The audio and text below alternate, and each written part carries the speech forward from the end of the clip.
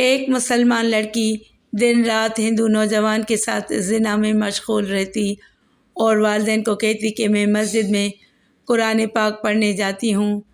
ایک رات ہندو لڑکے کے ساتھ گناہ کبیرہ میں مشغول تھی کہ فرشتے نے روح قبض کر لی اور لڑکے نے برہنہ حال لڑکی کو اپنے صحن میں دفن کر دیا۔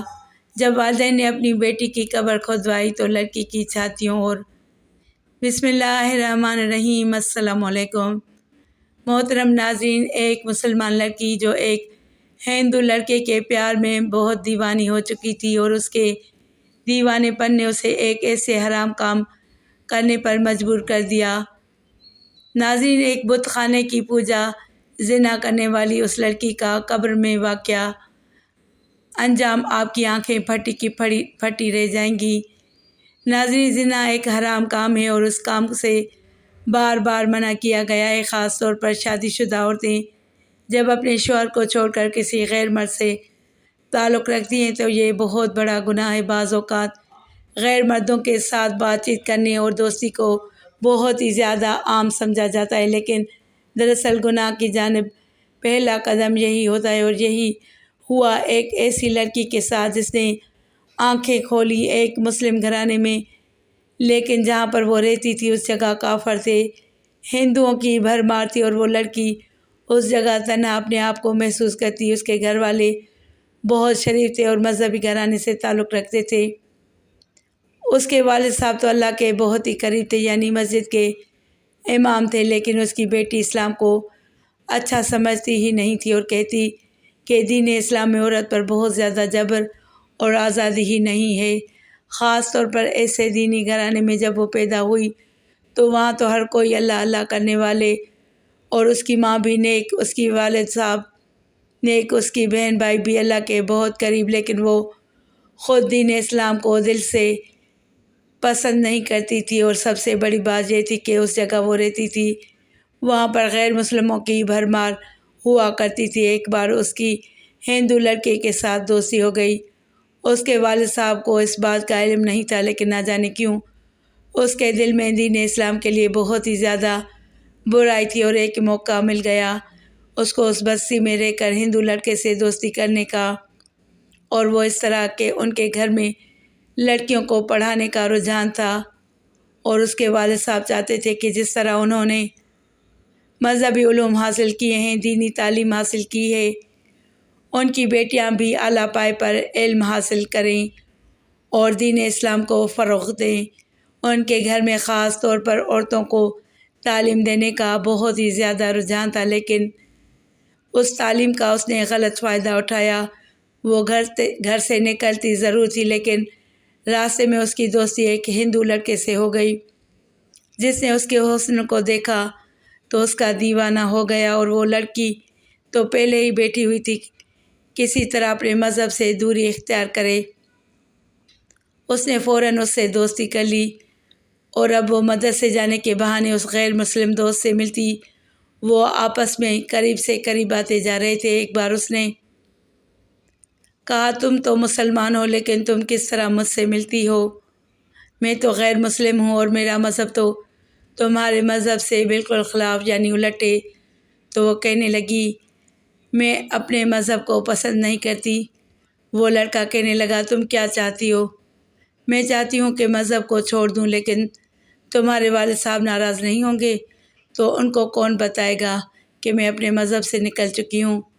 اس لڑکے کو تو موقع مل گیا تھا کہ ایک مسلمان لڑکی ایک مذہبی گھرانے کی ہونے کے باوجود، یعنی ایک نیک اللہ والے کی بیٹی ہونے کے باوجود اپنے مذہب سے نکلنا چاہتی ہے، غیر مسلم ہونا چاہتی ہے، تو اس کے لیے بہترین موقع تھا۔ اس نے کہا، ٹھیک ہے، تم اپنے مذہب سے بالکل ہی نکل جاؤ اور کبھی بھی اب نماز نہیں پڑھنا، اور یاد رکھنا کہ خدا کی عبادت کبھی نہیں کرنا۔ اس لڑکے نے کہا، سب سے پہلے میں تمہاری ملاقات اپنے خدا سے کرواتا ہوں۔ ایک بت اس کے گھر میں رکھا ہوا تھا جس کو وہ بہت مانتا تھا۔ اس نے کہا، میں ان کا ماننے والا ہوں، میں ان سے جو مانگتا ہوں یہ مجھے دے دیتے ہیں، میری ہر خواہش پوری ہو جاتی ہے۔ اب وہ لڑکی اپنے باپ کے سامنے، اپنے گھر والوں کے سامنے تو بظاہر مسلمان بنی رہتی، ڈھونگ رچا رہی تھی، لیکن مدرسے سے جانے کے بہانے وہ اس کے گھر چلی جاتی اور وہ لڑکا وہاں بیٹھ کر اپنے مذہب کے متعلق اسے بتاتا۔ یہاں پر گھر والوں کو جھانسا دے رہی تھی کہ میں ادھر سے جاتی ہوں اور وہاں پر بہت دیر ہو جاتی ہے آنے میں، اپنی بہنوں کو بھی اپنے ساتھ لے کر نہیں جاتی تھی اور وہ روز وہاں سے جاتے جاتے راستہ بدل لیتی تھی اور اس لڑکے کے ساتھ جا کر زنا کاری کرتی، غرض کہ وہ گناہوں کے دلدل میں اتنا ڈوب چکی تھی، اسے یہ بھی خبر نہیں تھی کہ وہ اپنے آپ کو تباہ کر رہی ہے، نہ صرف اپنے آپ کو تباہ کر رہی ہے بلکہ دنیا اور آخرت بھی اس کی بربادی کی طرف جا رہی ہے، جہنم کے گڑھے میں خود کو گرانے کے لیے تیار تھی بلکہ گر ہی چکی تھی۔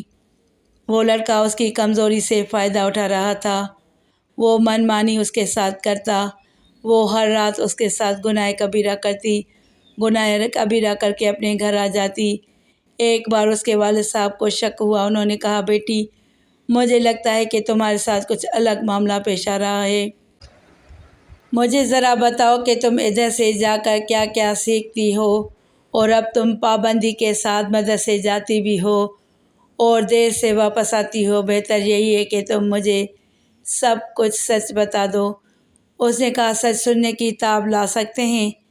اب وہ کہنے لگا، ہاں بالکل۔ اس نے قرآن کھولے بغیر قرآن کریم کی طویل سورہ مبارکہ پوری پڑھ کر سنا دی اور کہا، بتائیے، اب اتنی لمبی سورت میں آپ کو سنا رہی ہوں، اس کا مطلب پابندی سے جاتی بھی ہوں اور رات کو دیر تک واپس آتی ہوں، میں تو قرآن حفظ کر رہی ہوں۔ اس کے والد صاحب بہت خوش ہوئے کہ میری بیٹی کوئی بھی غلط کام نہیں کر رہی بلکہ یہ سچ میں قرآن کی تعلیم حاصل کر رہی ہے۔ یہاں پر آپ سب حیرت زدہ ہوں گے کہ وہ لڑکی اس لڑکے کے ساتھ رہتی ہے، پھر کیسے اس نے قرآن کی اتنی طویل سورہ مبارکہ یاد کر لی؟ وہ اس طرح کہ وہ لڑکا بہت چالاک تھا۔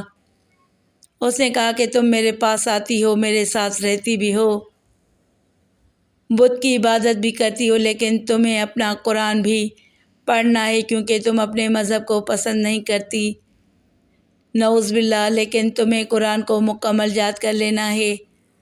کبھی اگر تمہارے والد صاحب نے تم پر شک کیا اور کبھی فرمائش کی قرآن پڑھنے جا رہی ہو تو بتاؤ کون کون سی صورتیں یاد ہیں، تو قرآن کی سب سے طویل سورت سنا دینا، وہ چپ ہو جائیں گے۔ یہی وجہ ہے کہ وہ ذہین تھی اور اسے قرآن کی وہ صورتیں یاد تھیں جو اس نے یاد کی تھیں، وہ سنا دی۔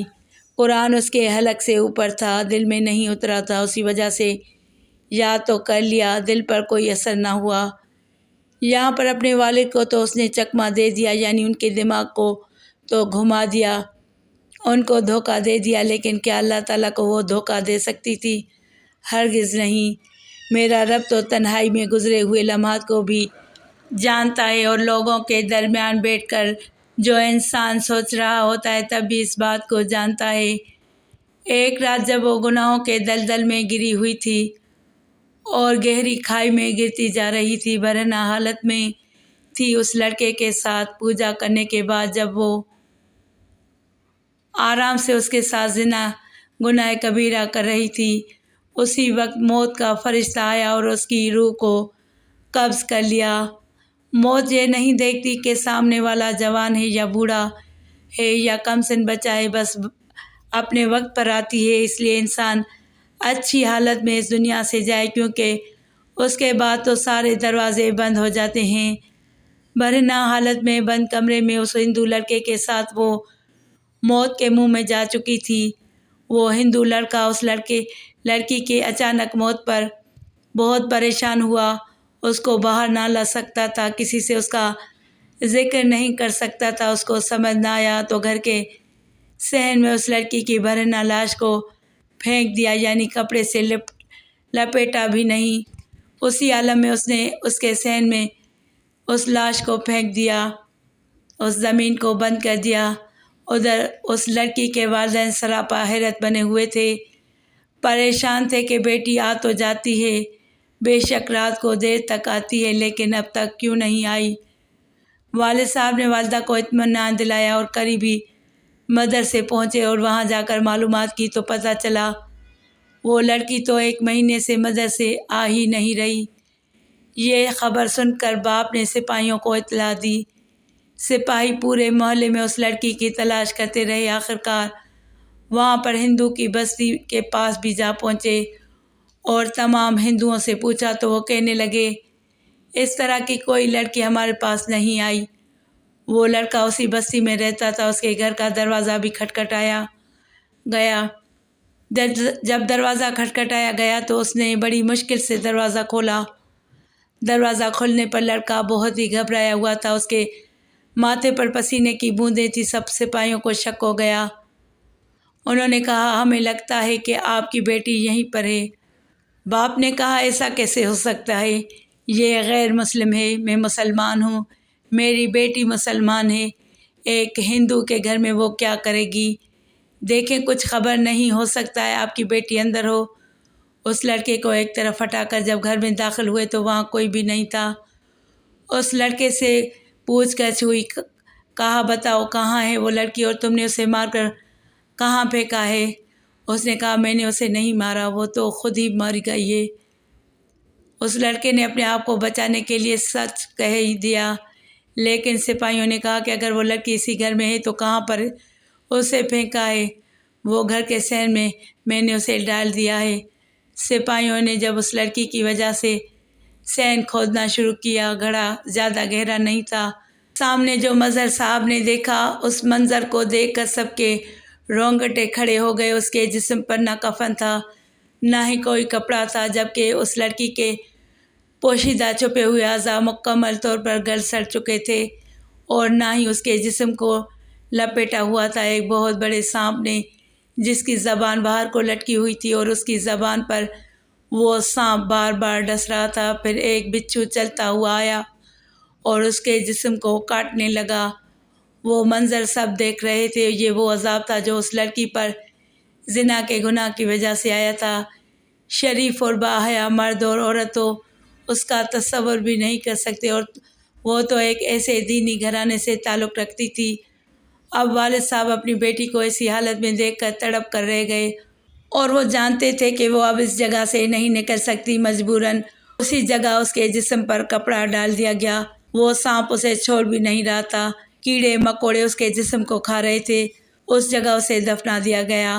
آج بھی اس ہندو لڑکے کے گھر میں اس کی قبر موجود ہے، لیکن چیخوں کی آواز آتی ہے اور وہ چیخ چیخ کر کہہ رہی ہوتی ہے مجھے بچا لو، مجھے بچا لو، اس گناہ سے جو میں نے کیا ہے، اس گناہ کی سزا مجھے روز ملتی ہے۔ میں نے جھوٹ بولا، میرے اسلام کو بدنام کیا، میں نے بہت بڑا گناہ کیا۔ اس لڑکے کو سپاہی پکڑ کر لے گئے گو کہ اس نے اسے نہیں مارا تھا، لیکن پھر بھی اس نے اس کو بہکایا تھا۔ وہ عذاب جس کی سزا وہ مرنے کے بعد بھی بھگت رہی ہے۔ ہمارے نبی کریم صلی اللہ علیہ وآلہ وسلم نے فرمایا حیا ایمان کی شاخ ہے۔ یہ وہ حیا ہے جو انسان کو اس قسم کے گناہوں، پھر ان گناہوں کے عذاب سے بچا لیتی ہے۔